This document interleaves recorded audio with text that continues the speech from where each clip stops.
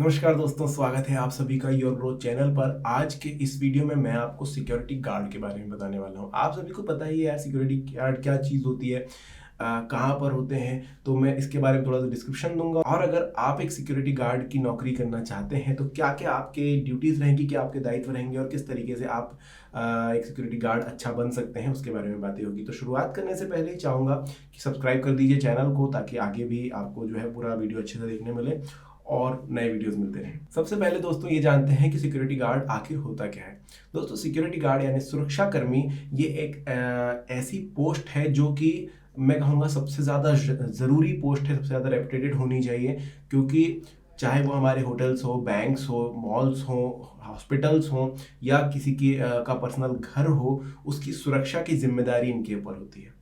इसके अलावा सिर्फ सुरक्षा करने तक ही सीमित नहीं होते, इसके अलावा भी बहुत सारे काम इनको होते हैं जो हम हर एक चीज़ के हिसाब से देखेंगे कि अगर आप एक होटल की बात करें तो क्या जिम्मेदारियां होगी, अगर आप एक अस्पताल की बात करें तो क्या जिम्मेदारियां होंगी। सबसे पहले देखते हैं दोस्तों, अगर एक सिक्योरिटी गार्ड पार्किंग में आपने जो देखे हैं उनको, अगर आप उस जगह पर सिक्योरिटी गार्ड बनना चाहते हैं तो क्या जिम्मेदारियां आपको निभानी होगी, क्या क्या चीज़ें करनी होती है।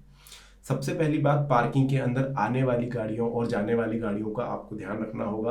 कौन सी गाड़ी आ रही है, कौन सी जा रही है, इसका आपको खास ध्यान रखना होगा। बहुत सारी ऐसी भी बिल्डिंग्स होती है, बहुत सारी ऐसी भी सोसाइटीज होती है जिसमें स्टिकर प्रोवाइड किए जाते हैं। तो स्टिकर देखकर ही आने देना। अगर कोई गाड़ी नहीं है उस पार्किंग लॉट के लिए तो उसका पूरा ब्यौरा लेना, कौन है, क्यों आया है, ये सारी चीजें एक जगह पर लिखित रजिस्टर में रखना, ये भी एक सिक्योरिटी गार्ड की जिम्मेदारी होती है। अगर कभी पार्किंग एरिया में पार्किंग के लिए जगह उपलब्ध नहीं है तो कैसे बनाई जाए और कहाँ पर जो आगंतुक है उनकी गाड़ी लग सकती है, उसका भी ध्यान एक पार्किंग लॉट के सिक्योरिटी गार्ड का ही काम होता है। और बहुत बार आप लोगों ने ये भी देखा होगा कि यार गलत जगह पर पार्क कर दी, या फिर गाड़ी की जो पार्किंग हुई है वो किसी और की पार्किंग अलॉटेड थी, किसी और को अलॉटेड थी, उसमें किसी और ने गाड़ी पार्क कर दी, उसकी वजह से थोड़े बहुत जो मतभेद हो सकते हैं उसको भी सॉर्ट आउट करने का काम सिक्योरिटी गार्ड के हाथ में होता है। तो ये सारे काम जो है आपको, अगर आप एक पार्किंग एरिया में सिक्योरिटी बनते हैं तो वो करना होगा। इसके अलावा अगर आप एक मॉल में सिक्योरिटी गार्ड बनते हैं तो देखिए, वहां पर पार्किंग का एक अलग सिक्योरिटी गार्ड का सिस्टम हो जाता है और एक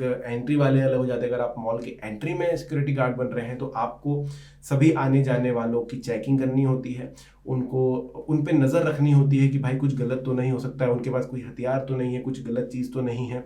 तलाशी ली जाती है, पूरे बहुत ज़्यादा जोरों से नहीं जैसा आपको एयरपोर्ट पे मिलेगा, लेकिन हाँ, सिक्योरिटी गार्ड तलाशी लेते हैं कि भाई आपने कुछ उटपटांग चीज़ें तो नहीं लेकर के आई है जो मॉल में जाने के बाद आप उस चीज़ का गलत इस्तेमाल कर सकते हैं। तो ये भी काम एक सिक्योरिटी गार्ड के हाथ में होता है। साथ ही दोस्तों, सुरक्षा की बात आती है तो सारे सिक्योरिटी गार्ड जो भी कहीं पर भी आप काम कर रहे हो, आपको अग्निशामक यंत्र जो है, फायर एक्सटिंग्विशर, उसे चलाना जरूर आना चाहिए। अगर आप एक फैक्ट्री में काम करें, देखिए अभी तक जो पार्किंग थे वहां पर बहुत सारे लोग आते हैं, उनका ब्यौरा लेकर के लिख देते हैं। अगर आप मॉल में हैं तो आप सभी को एंट्री देते हैं, लेकिन अगर आप एक फैक्ट्री में सिक्योरिटी गार्ड की नौकरी करते हैं तो यहाँ पर सबसे पहली बात तो जो फैक्ट्री के मैनेजर है उनके दिए हुए निर्देशों का आपको पालन करना होगा। उसके अलावा सभी को आप एंट्री नहीं देते हैं, तो जो फैक्ट्री के कर्मचारी हैं उनको अच्छे से पहचानना, अगर उन्हें किसी प्रकार का बैज मिला हुआ है तो उसको देखकर ही एंट्री देना, और कोई नया है तो उसे अंदर जाने से रोकना जब तक कि उसके पास अंदर से परमिशन ना मिले। अगर वो कोई ज़रूरी आदमी है तो वो बताए, आप उसकी सूचना ऊपर दें कि ये फलाने जो है आए हुए हैं, और उधर से परमिशन मिलने के बाद इन्हें अंदर छोड़ना। ये सारा काम भी आपको ही करना होगा। इसके अलावा कंपनी में प्रवेश किए सारे कर्मचारियों का in time and out time का आपको जानकारी रखनी होगी, ताकि आगे चल के प्रॉब्लम ना हो और आपके पास एक पूरा ब्यौरा रहे कि कौन सा कर्मचारी कितने बजे आया था, कितने बजे गया था, कहीं पर उनकी जो है गलत अटेंडेंस तो नहीं लगी या फिर एब्सेंट को प्रेजेंट में तो नहीं काउंट किया गया है। ये तो फैक्ट्री की बात होगी दोस्तों। अगर आप एक स्कूल यानी कि पाठशाला में या विद्यालय में आप एक सिक्योरिटी गार्ड की नौकरी करते हैं तो आपके थोड़े से रूल्स जो हैं वो चेंज होते हैं। यहाँ पर आप एक ऐसे सिक्योरिटी गार्ड होते हैं जिसको बसों पर नज़र, आने वाले विद्यार्थियों पर नज़र, उनके अगर पेरेंट्स आए हैं वो मिलना चाहते हैं तो परमिशन लेकर ही अंदर जाने देना, ये भी सिक्योरिटी गार्ड का काम होता है।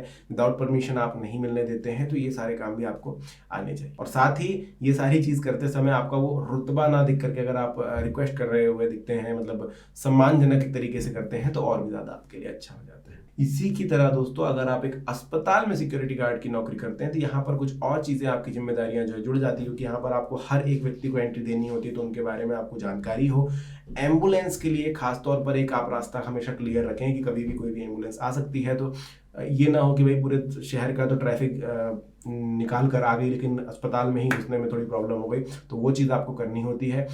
व्हील चेयर के बारे में आपको अच्छी खासी जानकारी होनी चाहिए, स्ट्रेचर के बारे में आपको अच्छी खासी जानकारी होनी चाहिए, मतलब ज़्यादातर इक्विपमेंट जो है आपको अस्पताल के जो कि किसी भी पेशेंट को अंदर तक ले जाने में काम आएंगे, वो सारी चीज़ों का आपको यूज़ आना चाहिए। अब चलते हैं एक होटल की तरफ जहाँ पर आपको थोड़े और चीज़ें जुड़ जाती है। देखिए, हर एक जो जगह है वहाँ पर सिक्योरिटी गार्ड के रूल्स थोड़े थोड़े चेंज होते रहते हैं। कई बार ये भी होता है कि कंपनी के हिसाब से रूल्स चेंज होते हैं, थोड़े कंपनी के अलग कुछ रूल्स होते हैं। तो ऐसे अगर आप किसी होटल में जाते हैं तो सबसे बड़ा रूल ये होता है कि आपको होटल मैनेजर के सारे जो आदेश हैं उनका पालन करना है। कौन आ सकता है, कौन नहीं आ सकता है, अगर कोई ड्रेस कोड है तो उस प्रकार से कर्मचारियों को समझाना और खुद भी साफ सुथरे रहना, क्योंकि होटल की जो रेपुटेशन है वो सिक्योरिटी गार्ड सबसे पहले दिखते हैं, तो आप एक फर्स्ट इंप्रेशन वाले व्यक्ति होते हैं, तो उस तरीके से आपको भी मैनेज करके रहना पड़ता है। एंट्री पर आने वाले सभी लोगों को ध्यान से परखना, उनको चेक करना कि उनके पास कुछ गलत चीज़ें तो नहीं है, और उनकी सुरक्षा और अंदर रहने वाले होटल में सभी कर्मचारियों और आगंतुकों और मेहमानों की रक्षा करना भी एक सिक्योरिटी गार्ड का काम होता है। इसके बाद सबसे ज़रूरी जगह जो होती है बैंक, जिसमें सिक्योरिटी गार्ड का बहुत बड़ा रोल होता है। आप सभी को पता ही है कि बैंक के अंदर जितने भी लोग आ रहे हैं उनकी चेकिंग करना, उनके पास किसी प्रकार का हथियार तो नहीं है, कोई औजार तो नहीं है, इसका ध्यान रखना, सभी को जो है एक तरीके से किस तरीके से काम किया जाए वो व्यवस्था बनाना भी आपका काम होता है। बहुत बार होता है कि भीड़ हो जाती है बैंक के अंदर, तो किस तरीके से मैनेज किया जाए ये काम भी होता है। कैश काउंटर पर खासा ध्यान रखना पड़ता है एक सिक्योरिटी गार्ड को, क्योंकि कुछ गलत काम होने से बचाया जा सके। और इसी तरह अगर आप एक एटीएम की बात करेंगे तो वहाँ के भी जो सिक्योरिटी गार्ड होते हैं उनको ध्यान रखना होता है कि एटीएम के अंदर ज़्यादा भीड़ ना हो जाए, एटीएम की मशीन जो है अच्छे से काम कर रही है या नहीं कर रही है, अगर ख़राब हुई है या कैश खत्म हुआ है तो उसकी जानकारी अपने वरिष्ठ अधिकारी तक पहुँचाना है ताकि उसको ठीक किया जा सके। जितने भी लोग आ रहे हैं उनको मदद करना। अभी आपने देखा होगा पूरा कुछ समय पहले तक भी लोगों को एटीएम कार्ड मशीन उतने अच्छे से यूज़ करना नहीं आता था, तो उनकी हेल्प करना, ये सारे काम भी एक सिक्योरिटी गार्ड के होते हैं। तो इन अलग अलग जगहों पर दोस्तों सिक्योरिटी गार्ड के अलग अलग काम होते हैं। अगर मुझसे कुछ चीज़ छूट गई है, आपको लगता है कि यहाँ पर जो सिक्योरिटी गार्ड होते हैं उनके कुछ काम में बताओ, तो आप कमेंट सेक्शन में पूछ सकते हैं। आज की वीडियो में इतना ही।